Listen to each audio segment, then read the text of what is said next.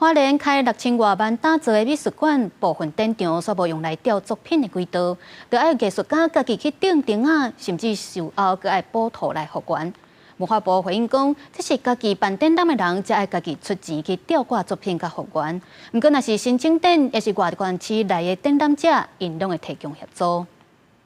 今年2月17日才开幕花莲县立美术馆，真大展场空间将是着民众喜喜，毋过经过外国展出，所有艺术家指控展场并无轨道，爱家己钉钉啊，事后爱去补图复原。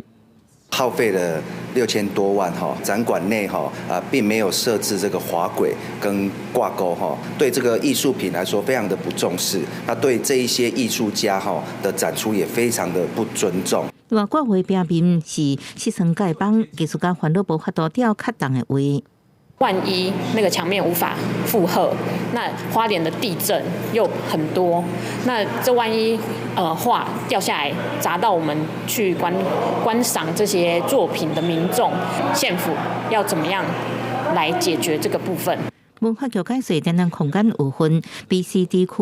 ，B 展厅是无轨道的设施空间 ，C、D 展厅有轨道的设施。色层丐帮只是表展，后边有更条甲夹帮，展区会照为大小甲重量来规划。